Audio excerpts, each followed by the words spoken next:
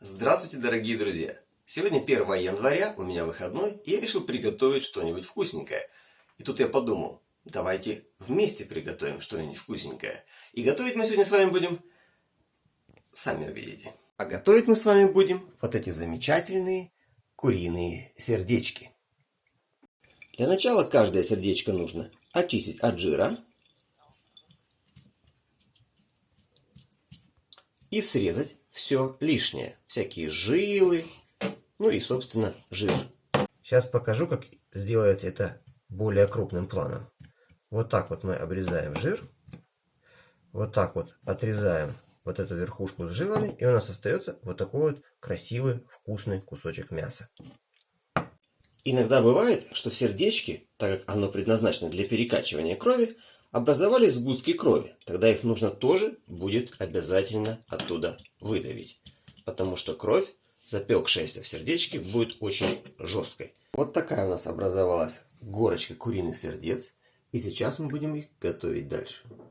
Приступаем к следующему действию. Теперь нам потребуется соль, перец и мука.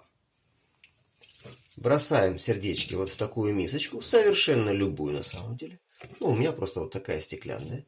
Не очень много, иначе их будет очень тяжело перемешивать. Ну, грубо говоря, половину. Теперь мы их солим и перчим. Не очень сильно, иначе это будет огненное блюдо, и есть вы его не сможете. И теперь мы все это засыпаем мукой, потому что надо по хорошему счету это, чтобы было покрыто все мукой. Такая должна получиться корочка из муки, когда мы будем жарить. Но это удается сделать, просто перемешивая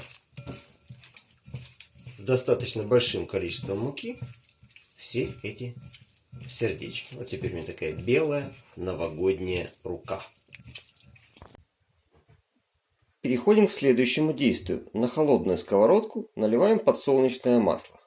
Так, чтобы оно покрыло ее приблизительно на 1 мм. Не очень много и не очень мало. Включаем газ и ждем, пока разогреется масло.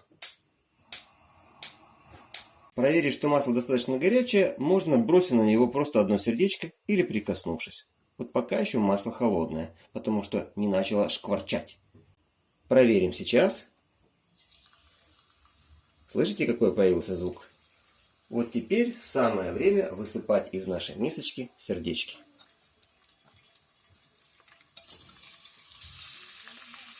Пересыпали все.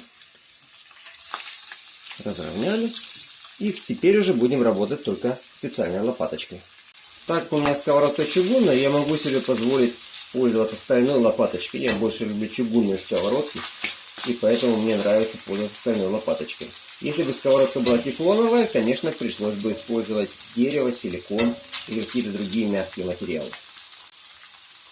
Я специально разложил сердечки одним слоем. Если они будут в 2 слоя, они будут плохо прожариваться.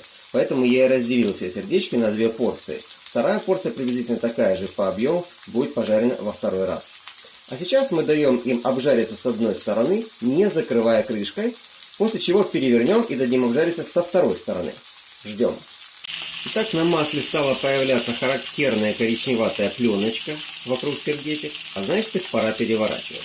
Все это время они жарились на довольно сильном огне, для того, чтобы образовалась корочка. Переворачиваем их.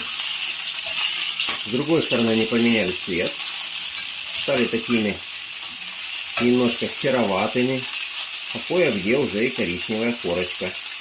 Это значит, все идет правильно.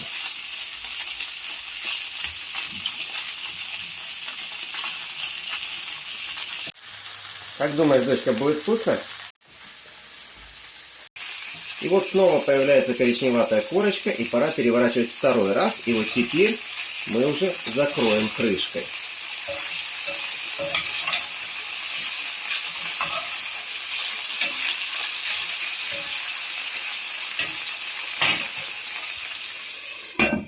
И ждем до полного приготовления.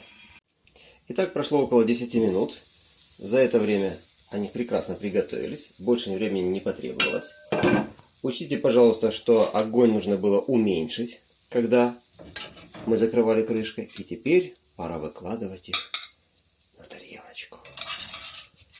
Вот они наши вкусненькие, мягенькие. Вот и все. Вот такое замечательное блюдо. Ну а чем его украшать, вы уже придумаете сами. Это же ваше воображение.